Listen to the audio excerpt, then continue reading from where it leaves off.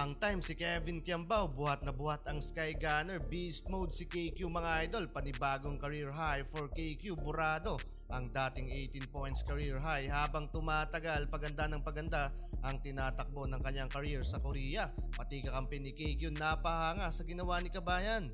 Fourth game para kay Kevin Kiambao at matinding bakbakan to mga idol dahil parehong lose streak ang kupunan na maglalaban ngayon. Uhaw din mga idol sa pag-bounce back si Ethan Alvano.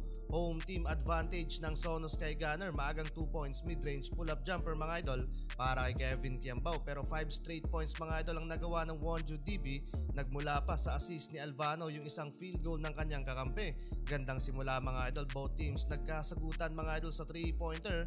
Under 6 minutes ng quarter. First error for KQ. Dumulas yung bola doon mga idol. Pero agad bumawi si Kiambao ng 3-pointer. Yun nga lang, walang tawag doon mga idol ang referee. Under 3 minutes ng quarter, nakasabit ng foul ang kakampi ni KQ mula kay Ethan Alvano. 3-point play, huge opportunity yun mga idol. Another tres ulit mga idol para kay Kevin Kiambao. This time clear yung dapat na foul na kanyang na-draw pero wala pa ring tawag doon mga idol. Samantalang hindi pa ganun ka-effective si Ethan Alvano para sa Wonju DB na may 2 points, 1 rebound and 2 assists. Samantalang nakapagtala na sa first quarter ng 8 points sa laban si KQ, 12-22 in favor sa home team.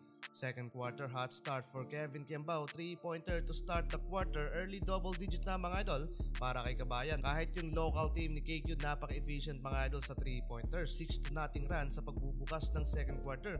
16 points lead na mga idol para sa Sono Sky Gunner. Nag-showtime pa si KQ. Hangtime sa ere. Ang papalit yata sa air bando ng Korean Basketball League. Gumaganda ang takbo ng career ni KQ sa KBL. Assist for Kiambao. Low pass. Gandang ikot yon mga idol ng fellow import ni KQ. Sa transition, pinagpaglang ang depensa ni Ethan Alvano pero mismatch talaga doon sa height mga idol. Under 3 minutes saka pa lamang pinagpahinga si KQ. Halos ibabad sa buong first half si Kabayan na may 18 points, 7 rebound and 2 assist. 21 points lead para sa Sono Sky Gunner, 29-50. Beast mode si KQ mga idol. Third quarter, mas lalong naging agresibo si Kiambao. 3-pointer to start the quarter. Burado ang dating 18 points career high niya sa KBL. Isama mo pa itong Malarenz Abando at 200 dunk niya. Bago pumasok ang halfway ng third quarter, takeover si Ethan Alvano, 5 straight points at nakasabit ng foul doon mga idol. Baba sa 13 points ang inahabol ng visiting team. Anyari sa Sono Sky Gunner, biglang inalat mga idol. Malaking bagay yung pagiging point guard ni Alvano para sa Wonju DB. Kaya naibaba nila ang kalamangan ng Sono Sky Gunner sa pagtatapos ng third quarter. Last quarter, balik sa 15 points ang kalamangan ng Sono at hindi dapat magpakampante itong blue shirt. Biglang nabuhayan kasi mga idol ng dugo ang Wonju DB dahil sa magandang pagiging playmaker ni Ethan Alvano. Under 2 minutes mark, baba na sa 5 points ang lead ng visiting team. Sobrang nagpakakumpiyansa doon mga idol ang Sono Sky Gunner.